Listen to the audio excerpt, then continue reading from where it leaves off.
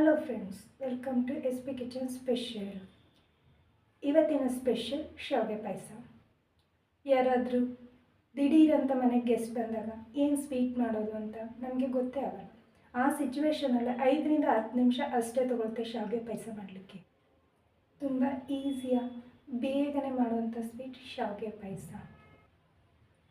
ಯಾರೆಲ್ಲ ನಮ್ಮ ರೆಸಿಪಿನ ನೋಡ್ತಾ ಇದ್ದೀರಾ, ಪ್ಲೀಸ್ ಸಬ್ಸ್ಕ್ರೈಬ್ ಮಾಡಿ, ಲೈಕ್ ಮಾಡಿ, ಶೇರ್ ಮಾಡಿ, ಕಮೆಂಟ್ ಮಾಡಿ. ಬನ್ನಿ ರೆಸಿಪಿ ನೋಡೋಣ.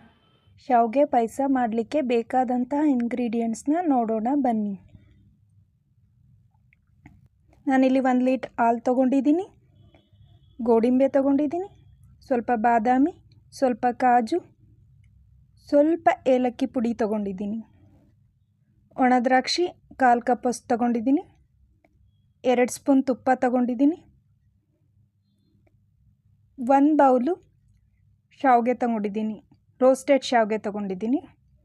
ಸೇಮ್ ಬೌಲ್ ಥರನೇ 1 ಬೌಲು ಶುಗರ್ ತೊಗೊಂಡಿದ್ದೀನಿ.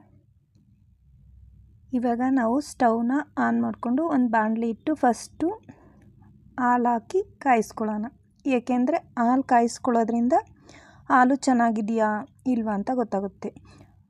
ಹಾಲು ಇನ್ ಕೇಸ್ ಕೆಟ್ಟೋಗಿದ್ರೆ ನಾವು ಮಾಡಿದ್ದೆಲ್ಲ ವೇಸ್ಟ್ ಆಗುತ್ತಲ್ವ, ಅದೇ ರೀಸನ್, ಬೇರೆ ಏನೂ ಇಲ್ಲ. ಮುಂಚೆನೇ ನಾವು ಹಾಲನ್ನ ಅದಕ್ಕೋಸ್ಕರನೇ ಕಾಯಿಸಬೇಕು.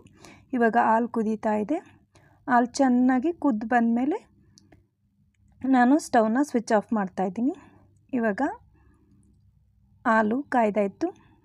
ಸ್ಟವ್ನ ಸ್ವಿಚ್ ಆಫ್ ಮಾಡಿ ಬೇರೆ ಪಾತ್ರೆಯಲ್ಲಿ ಹಾಲನ್ನ ನಾನು ಶಿಫ್ಟ್ ಮಾಡ್ಕೋತಾ ಇದ್ದೀನಿ.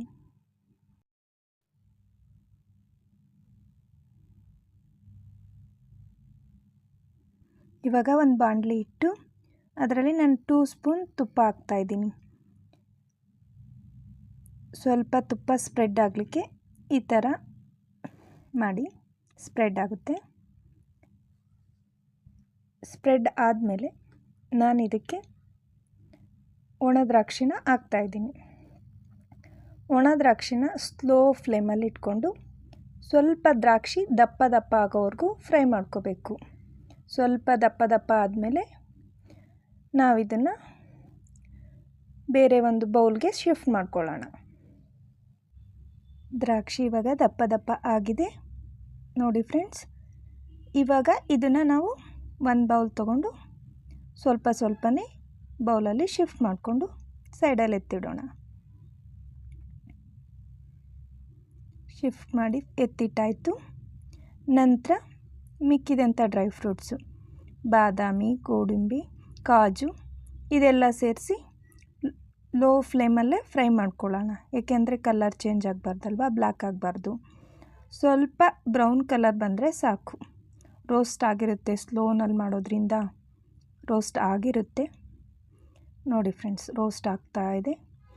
ಸಾಕು, 1 ನಿಮಿಷ ರೋಸ್ಟ್ ಮಾಡಿದ್ರೆ ಸಾಕು, ತುಂಬಾ ಏನು ರೋಸ್ಟ್ ಮಾಡೋದು ಬೇಡ. ಕಲರ್ ಚೇಂಜ್ ಆಗ್ತಿದೆ. ಕಲರ್ ಚೇಂಜ್ ಆಗಿದೆ. ಇವಾಗ ನಾವು ಇದನ್ನು ಒಂದು ಪ್ಲೇಟಲ್ಲಿ ಎತ್ತಿಟ್ಕೊಳ್ಳೋಣ.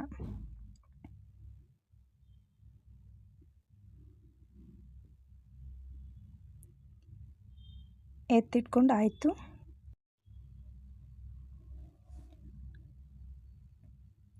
ಇವಾಗ ಸೇಮ್ ಪ್ಯಾನಲ್ಲಿ ಉಳಿದಿರೋಂಥ ತುಪ್ಪಕ್ಕೆ ನಾವು ರೋಸ್ಟ್ ಮಾಡಲಿಕ್ಕೆ ರೋಸ್ಟೆಡ್ ಶಾವಿಗೆನೇ ಹಾಕ್ಕೊಳ್ಳೋಣ.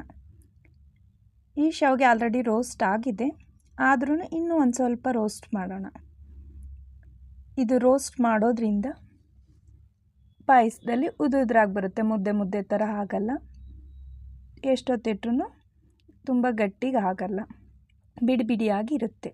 ಅದಕ್ಕೋಸ್ಕರ ಸ್ವಲ್ಪ ಕಲರ್ ಚೇಂಜ್ ಆಗೋವರೆಗೂ ರೋಸ್ಟ್ ಮಾಡ್ಕೊಳ್ಳೋಣ. ನಾವು ರೋಸ್ಟ್ ಮಾಡಬೇಕಾದ್ರೆ ಸ್ಟವ್ನ ಲೋ ಫ್ಲೇಮಲ್ಲೇ ಇಟ್ಟಿರಬೇಕು, ಇಲ್ಲಾಂದರೆ ಕಪ್ಪಗಾಗೋಗ್ಬಿಡುತ್ತೆ ಶಾವಿಗೆ. ನೋಡ್ತಿದ್ದೀರಾ friends, almost all colour change ಆಗಿದೆ, ಬ್ರೌನ್ ಕಲರ್ ಬಂದಿದೆ. ಇವಾಗ ಸೇಮ್ ಪ್ಯಾನ್ಗೆ ನಾವು ರೋಸ್ಟ್ ಮಾಡಾಗಿದ್ಮೇಲೆ ಹಾಲನ್ನ ಹಾಕ್ತಾಯಿದ್ದೀವಿ. ಹಾಲು ಹಾಕಿ ಚೆನ್ನಾಗಿ ಗಂಟಿಲ್ಲದೆ ಇರೋ ಥರ ಶಾವಿಗೆ ಮಿಕ್ಸ್ ಮಾಡ್ಕೊಳ್ಳೋಣ. ಮಧ್ಯ ಮಧ್ಯದಲ್ಲಿ ಸ್ವಲ್ಪ ಗಂಟು ಥರ ಇದ್ರೂ ಜಸ್ಟ್ ಆ ಥರ ಪ್ರೆಸ್ ಮಾಡೋದ್ರಿಂದ ಅದು ಬಿಡಿ ಬಿಡಿಯಾಗಿ ಬರುತ್ತೆ. ಈ ಥರ ಮಾಡಿ ಒಂದು 5 ನಿಮಿಷ ಬೇಯಿಸಿದ್ರೆ ಸಾಕು, ಚೆನ್ನಾಗಿ ಬೇಯುತ್ತೆ. ಸ್ವಲ್ಪ ಸ್ವಲ್ಪ ನಿಧಾನವಾಗಿ ಮಿಕ್ಸ್ ಮಾಡ್ಕೊತಾನೇ ಇರೋಣ. ಈ ಥರ ನಿಧಾನವಾಗಿ ಮಿಕ್ಸ್ ಮಾಡ್ಕೊತಾ ಇರಬೇಕು. ಒಂದು 5 ನಿಮಿಷ ಸ್ಲೋಲೇ ಕುದಿಯೋಕೆ ಬಿಟ್ಟರೆ ನೋಡಿ ಹೂ ಥರ ಬೆಂದಿದೆ. ಶಾವಿಗೆ ಹೇಗೆ ಕಾಣಿಸ್ತಿದೆ ಅಂದರೆ ಹೂ ಥರ ಕಾಣಿಸ್ತಿದೆ. ಈ ಥರ ಬಂದರೆ ಶಾವಿಗೆ ಬೆಂದಿದೆ ಅಂತ ಅರ್ಥ. ಈ ಸ್ಟೇಜಲ್ಲಿ ನಾವು ಶುಗರ್ನ ಆ್ಯಡ್ ಮಾಡ್ತಿದ್ದೀವಿ. ಮುಂಚೆನೇ ಆ್ಯಡ್ ಮಾಡಿದರೆ ಏನಾಗ್ತಿತ್ತು ಅಂದರೆ ಶಾವಿಗೆ ಬೇಯ್ತಾ ಇರಲಿಲ್ಲ. ಯಾವುದೇ ನಾವು ಸ್ವೀಟ್ ಮಾಡ್ತಿದ್ದೀವಿ ಅಂದರೆ ಮುಂಚೆನೇ ಶುಗರ್ ಹಾಕಬಾರ್ದು. ಶುಗರ್ ಹಾಕೋದ್ರಿಂದ ಏನಾಗುತ್ತೆ ಅಂದರೆ ಬೇಯೋಲ್ಲ. ಇವಾಗ ಶುಗರ್ನ ಕರಗಲಿಕ್ಕೆ ಬಿಡೋಣ. ಶುಗರ್ ಕರಗ್ತಾ ಇದೆ. ನಂತರ ನಾವು ಏಲಕ್ಕಿ ಪುಡಿನ ಹಾಕೋಣ. ಏಲಕ್ಕಿ ಪುಡಿನ ಹಾಕ್ಬಿಟ್ಟು ಮಿಕ್ಸ್ ಮಾಡೋಣ. ಒಂದು ಸಲ ನೀಟಾಗಿ ಮಿಕ್ಸ್ ಮಾಡೋಣ. ಸಕ್ಕರೆ ಕೂಡ ಕರಗಿರುತ್ತೆ. ಏಲಕ್ಕಿ ಪುಡಿ ಕೂಡ ಮಿಕ್ಸ್ ಮಾಡೋಣ. ಮಿಕ್ಸ್ ಮಾಡಿ ಆದಮೇಲೆ ನಾವು ಡ್ರೈ ಫ್ರೂಟ್ಸ್ನ ಸೇರಿಸೋಣ. ಲಾಸ್ಟಲ್ಲೇ ಡ್ರೈ ಫ್ರೂಟ್ಸ್ನ ಯಾವಾಗಲೂ ಸೇರಿಸ್ಬೇಕು. ಮುಂಚೆನೇ ಸೇರಿಸಿದ್ರೆ ಏನಾಗುತ್ತೆ, ತುಂಬ ಡ್ರೈ ಫ್ರೂಟ್ಸು ಬೆಂದೋಗುತ್ತೆ, ಬೆಂದು ಅದು ಮಿಕ್ಸ್ ಆಗೋಗ್ಬಿಡುತ್ತೆ. ಇವಾಗ ನಾವು ಡ್ರೈ ಫ್ರೂಟ್ಸ್ನ ಸೇರಿಸೋಣ. ಫ್ರೈ ಮಾಡಿರೋಂಥ ಎಲ್ಲ ಡ್ರೈ ಫ್ರೂಟ್ಸ್ನು ಸೇರಿಸೋಣ. ಬಾದಾಮಿ, ಗೋಡಂಬಿ, ಕಾಜು, ದ್ರಾಕ್ಷಿ ಸೇರಿಸಿ ಮಿಕ್ಸ್ ಮಾಡೋಣ.